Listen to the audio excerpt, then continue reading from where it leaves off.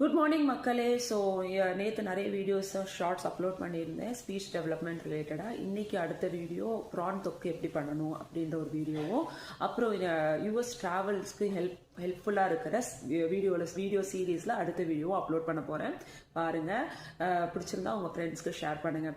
So இன்றைக்கி நான் ஒரு 2 இன்சிடென்ட் உங்ககிட்ட பேசணும், ஷேர் பண்ணணும்னு நான் நினைக்கிறேன். அதாவது 2 இன்சிடென்ட். ஒரு இன்சிடென்ட் எனக்கு இந்தியாவில் நடந்தது, இன்னொன்று யூஎஸில் நடந்தது. இந்தியாவில் நடந்தது வந்து நான் ராஜஸ்தானில் ஜெய்ப்பூர்லேருந்து அஜ்மீருக்கு ட்ராவல் பண்ணும்போது ட்ரெயினில் நடந்த ஒரு இன்சிடென்ட். அந்த ட்ரெயினில் வந்து நாங்கள் வந்து ரிசர்வ் பண்ணி இருந்தோம். ரிசர்வ் பண்ணாமல் வித்தவுட்டில் வந்த ஒரு முஸ்லீம் ஆளு தான் பண்ண ஒரு அந்த இன்சிடென்ட். அவர் வந்து பயங்கர வல்கரான வார்த்தைகளாலும் பயங்கர வயலண்டாகவும் பேச ஆரம்பிச்சிட்டாரு எங்ககிட்ட.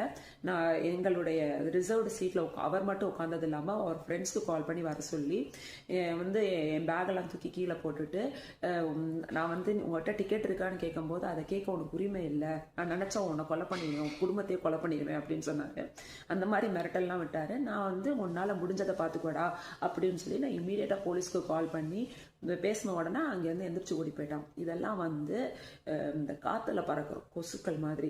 ஸோ இந்த மாதிரி ஒரு சில ஆளுகளால் நம்ம ஒரு ஒரு மொத்தமான ஒரு கம்யூனிட்டியோ ஒரு மொத்தமான ஒரு மதத்தையோ வந்து அசிங்கப்படுத்துறது வந்து தப்பான விஷயம்.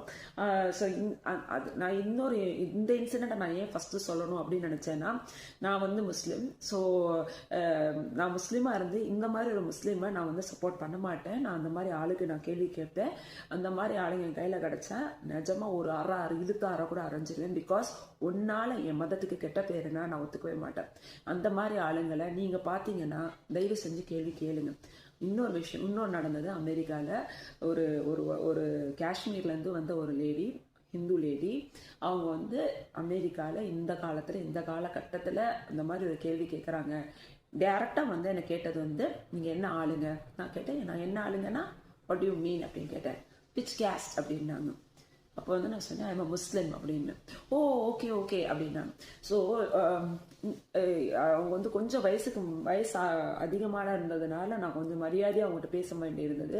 இதே என் வயசுக்கு கீழே இருந்திருந்தாங்களோ நல்லா அசிங்கமாக கேட்டு விட்டுருக்கணும். இல்லை இப்போ கூட தோணுது அந்த லேடிகிட்ட கேட்டு விட்டுருக்கணுமோன்னு தோணுது.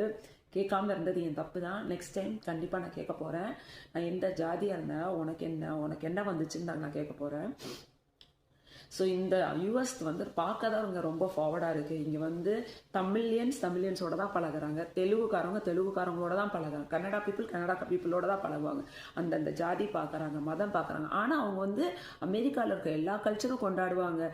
சரக்கடிப்பாங்க, பீஃப் சாப்பிடுவாங்க, கறி சாப்பிடுவாங்க, கிறிஸ்மஸ் கொண்டாடுவாங்க, நியூ இயர் கொண்டாடுவாங்க. ஆனால் இந்தியா